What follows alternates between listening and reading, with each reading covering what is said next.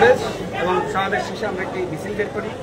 আমাদের আজকের কর্মসূচি ছিল জাতীয় পার্টি সহ 14 দলের সাংগঠনিক কার্যক্রম নিষিদ্ধ করা, যেমনিভাবে আওয়ামী লীগের সাংগঠনিক কার্যক্রম নিষিদ্ধ করা হয়েছে এবং একই সাথে জিএম কাদের সহ যারা ফ্যাসিবাদের দোসর তাদেরকে গ্রেপ্তার করা।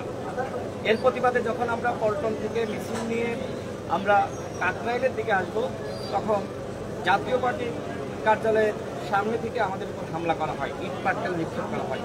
দেখতে পাচ্ছেন যে আমার আঙ্গুল ফেটে গিয়েছে, আমি ঢাকা মেডিকেলে ট্রিটমেন্ট নিয়েছি। সেই সময় আমাদের 4 থেকে 5 জন আহত হয়। এর প্রতিবাদে আমরা একটি মশাল মিছিল দেখি, নুরুল হক নূর এবং আমি ছিলাম। আমরা যখন মশাল মিছিল নিয়ে যখন আবার পল্টন হয়ে কাকরাইলে আসবো, তখন আবারও জাতীয় পার্টি হামলা চালায়। আমাদের নেতাকর্মীরা তখন প্রতিরোধ শুরু করে। স্বাভাবিক, আমরা তো হামলা হলে তো চুপ থাকবো না। তারপরে আমরা নেতাকর্মীদের নিয়ে আমাদের গণ অধিকার পরিষদের কেন্দ্রীয় কার্যালয়ের সামনে আসি। আমরা 9:30টার দিকে একটি প্রেস ব্রিফিং করার ঘোষণা দিই। সবেমাত্র প্রেস ব্রিফিং শুরু করেছি, আমি কথা বলবো, তারপরে নুরুল হক নূর কথা বলবে। এর মাঝখানে হঠাৎ করে সেনাবাহিনী এবং পুলিশ যৌথভাবে আমাদের উপর হামলা চালায়। নুরুল হক নূরের উপর যেভাবে হামলা চালিয়েছে সেনাবাহিনী এবং পুলিশ, তার নাক ফেটে গিয়েছে, তার চোখের অবস্থা খুবই খারাপ, তার হাত ফেটে গিয়েছে এবং সে এখন মনুষ্য অবস্থায় আছে।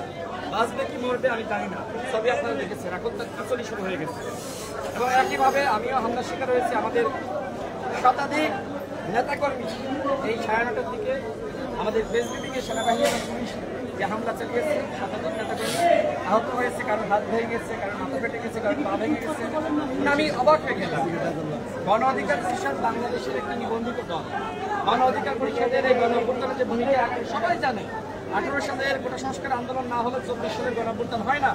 আমরা 18 থেকে 24 সাল পর্যন্ত একটানা লড়াই করেছি।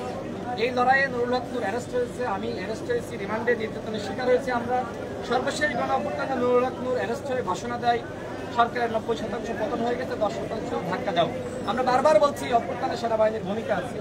আপনি দেখবেন যখন সেনাবাহিনীকে নানান জন, নানান ব্যক্তি, নানানভাবে, নানান দল, নানান সংগঠন বিতর্কিত করার চেষ্টা করেছে, আমরা বলেছি সেনাবাহিনী দেশের স্বাধীনতা সার্বভৌমত্বের প্রতীক, তাদেরকে বিতর্কিত করা যাবে না।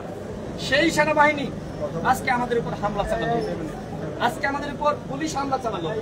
সেনাবাহিনীর ঊর্ধ্বতন কর্মকর্তারা আমাদের সাথে যোগাযোগ করে, আমার সাথে পুলিশের সাথে কথা বলে, তারা আমাদেরকে বলে যে আপনারা শান্ত থাকেন, আমরা পরিস্থিতি শান্ত করার চেষ্টা করছি। আমরা বলি যে আমরা এই মুহূর্তে এখন প্রেসিডেন্ট করবো, তিনি জানতেন। তারপরেও আমাদের উপরে এইভাবে সেনাবাহিনী অতর্কিত হামলা করলো, পুলিশ হামলা করলো, এটা অনাকাঙ্ক্ষিত। আমরা মনে করি এই সরকার নিজ থেকেই জাতীয় পার্টিকে প্রোটেকশন দিচ্ছে।